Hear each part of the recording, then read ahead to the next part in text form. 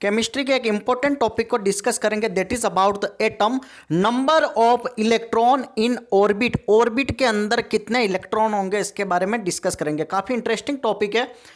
तो देखो, आपको पता है कि सेंटर में जो होता है वो होता है न्यूक्लियस, और न्यूक्लियस के अंदर होता है दैट इज प्रोटॉन। क्या होगा? That is proton plus neutron. Nucleus में क्या होगा? Proton and neutron. न्यूट्रॉन के अंदर कोई भी चार्ज नहीं होता है और इसके अंदर होता है that is positive charge. Clear है यहां तक? ओके। तो कह रहा है कि जो न्यूक्लियस होता है इसके अराउंड एक सर्कुलर पाथ नजर आ रहा है, circular path 1, circular path 2, circular path 3।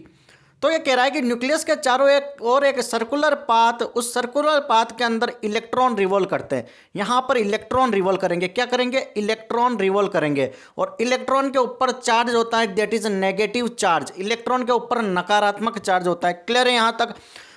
Electron revolve करेंगे और उस जिसके अंदर रिवॉल्व करेंगे उसको हम क्या बोलते हैं? That is orbit. ये ऑर्बिट है। क्या है? This one is an orbit, या फिर इसको बोल दो सेल। क्लियर है? क्या बोल सकते हैं? ऑर्बिट या सेल। और ये नंबर ऑफ ऑर्बिट कितना होता है? That is 7, KL M N O P and Q। Total ये 1 2 3 4 5 6 7 सेल होती है, 7 ऑर्बिट होते हैं। यहां तक कोई डाउट है? ओके। अब हमारा मोस्ट इंपॉर्टेंट टॉपिक ये है कि calculate number of electron in orbit. ये मान लो ऑर्बिट 1 हो गया, इसमें कितने इलेक्ट्रॉन आएंगे, इसमें कितने आएंगे, तो इसको कैलकुलेट कैसे करते हैं? तो इसके लिए my dear friend, number of और कितने इलेक्ट्रॉन आएंगे ऑर्बिट के अंदर, उसका फॉर्मूला आता है दैट इज 2n स्क्वायर। क्या आएगा? That is 2n square. N की वैल्यू क्या होगी? 1 2 3 ऐसे ऐसे वेरी करेगी। फर्स्ट के लिए कैलकुलेट करेंगे तो 1, सेकंड के लिए कैलकुलेट करेंगे तो 2। क्लियर है यहां तक? अब हम बात करते हैं कि फर्स्ट सेल कौन सी हो गई? K सेल, फिर ये आ गई L, फिर ये आ गई M। ऐसे समझना। तो फर्स्ट सेल की बात करते हैं। फर्स्ट सेल में कितना होगा? तो n की वैल्यू 1 रख दो। 2 इंटू 1 का स्क्वायर दैट इज 2। क्लियर है? सेकंड की बात करेंगे, सेकंड सेल की, तो सेकंड के लिए n की वैल्यू 2 रख दो, तो 2 इंटू 2 का स्क्वायर, तो ये हो गया दैट इज 8। तो फर्स्ट सेल में 2 इलेक्ट्रॉन आ सकते हैं, सेकंड के अंदर 8 इलेक्ट्रॉन आ सकते हैं। वैसे ही थर्ड की बात करें तो 2 इंटू 3 का स्क्वायर, तो 9 दूना 18।